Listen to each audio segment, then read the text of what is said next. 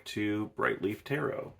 And today I thought I would do the hashtag 7 decks for deadly sins. I just thought these hashtags seem really fun and they're great prompts. So this is the one I decided to do for today. And it starts with Pride. Pride is a deck you purchased or use for flexing. Now, this deck is actually a deck I've already rehomed. So that is the Haindl Tarot. And the Haindl Tarot just didn't work for me.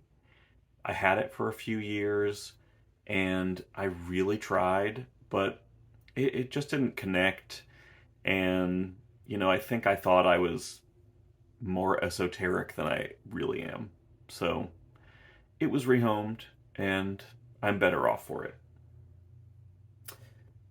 Okay, so next is Greed.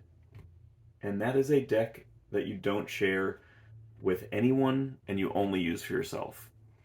So this deck actually is Greed in a couple ways. I love this deck, and you've seen this deck in one of my other videos. I find that for me personally, it just gives great readings, and that is the Spolia Tarot. And another reason why I'm categorizing this as Greed. I'm so sorry. There's something wrong with me. But yeah, I don't think I need to say anything else. And that's Greed, in case you were wondering. So for Wrath, a deck you're angry at, I don't really tend to be angry at my decks, but just the other day I bought a new deck, and yeah, I am angry about something. It's not the deck's fault. And that is the Tarot of Mystical Moments. What I'm so angry about is the quality. There's a lip on the edges of this gilding that is so high that it's almost like it's 2 cards thick. And it kind of makes it as well that when cards are, I don't know if you've ever had a deck where it feels like you can't riffle shuffle it the correct way. Generally what that means is that when they stamp cut it, the blades were not sharp enough, and so it actually creates a little lip on the edge. So I find that cards like that, I end up having to shuffle them face up, which I really don't like. And this is one of those cards. I don't know if it's from the stamp cutting, or if, I guess, die cutting, or from this gilding that's on the edge. But yeah, I'm really upset, because now I have a deck that I don't know what I'm supposed to do with it. I did reach out to US Games, and I'm hoping to hear back. So hopefully there's some good news. I'm really looking forward to using that deck for some like creative writing projects and stuff like that. So then the next deck is, let's see, Envy, a deck you wanted because other people had it. And for me, that's the Majestic Earth Tarot. I love it, and I'm really glad that I ended up getting it, but it definitely was a FOMO kind of moment where I just thought, okay, I really have to have this deck. I kept seeing other people posting it, and I just really, really needed it. And I don't really use it. I think it's beautiful. And this is, I got this in one of her like seconds or thirds, and you can see there's like a miscut on a lot of these cards. That's okay. And some of the edges in the corners are a little bit like I was saying before, where it's like the die cutting sort of pressed that edge. Again, in this case, it's fine because this isn't a deck that I really use very often. just something that I like to take out and look at. So that is Lust. Nope, I'm sorry, that was Envy. So Lust is a deck that you like for aesthetic reasons. And that one was a really easy one. A lot of these decks, it was kind of, it took me a while to really decide, okay, what deck represents which one of these cues. But this one was easy. And that is the Tarot of the Drowning World. And that's a Flitermouse Dr. Falke deck. And these cards they're works of art, really. I mean, they are just so beautiful. Wow.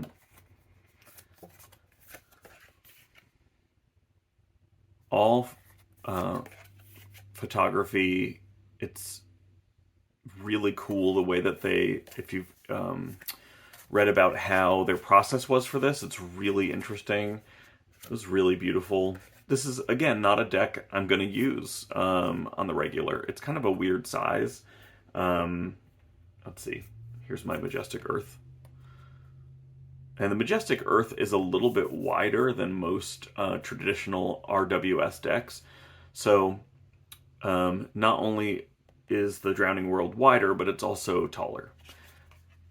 And so it just isn't easy for me to riffle shuffle. And it feels too precious to me. It's like an art deck. But it's beautiful, and I love it nonetheless. And so that was Lust. And now we're on to Gluttony, a deck you really didn't need, but purchased anyways. So that would be the Oak, Ash, and Thorn. I really didn't need this. But I just kept seeing people use it, and I thought, oh, okay, now the more that I see it, I really want it.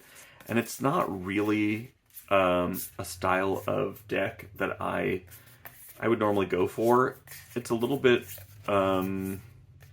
softer and a little bit more tender than what I go for. I also don't usually use animal decks, but this one just really, I kept seeing it and I just had to have it. So I will say, this deck shuffles amazingly. This cardstock is really fun.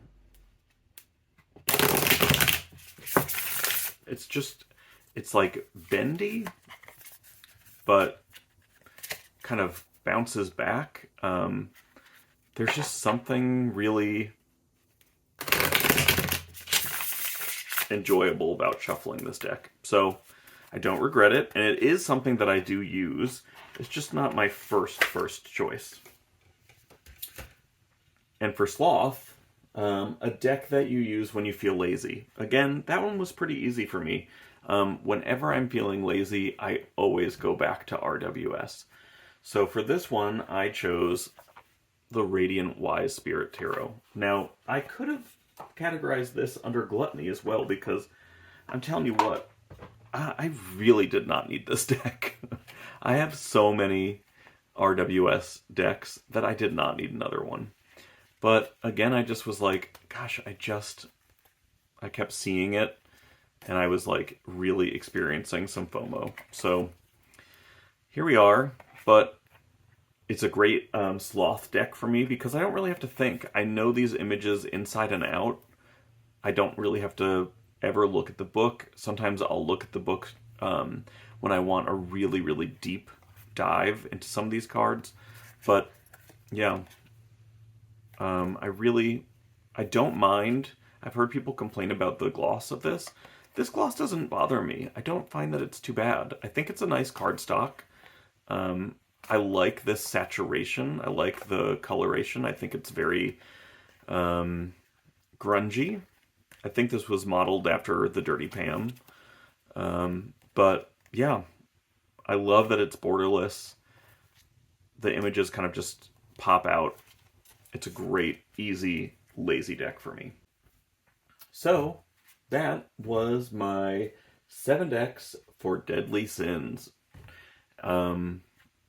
thanks so much for watching this video. It was really fun to make, and I think the lighting might be a little weird because as I've been filming this in front of my window, the quality of light now looks like it's about to rain. So I apologize if somewhere in the filming the quality goes like real down. But those were my decks, and I'm really looking forward to watching everybody else's VRs to this hashtag. So thanks again, and make sure to like, comment, and subscribe. It really helps all of us here on YouTube and all the content creators. And yeah, I just really appreciate you taking the time to watch this video. So thanks again so much, and bye-bye.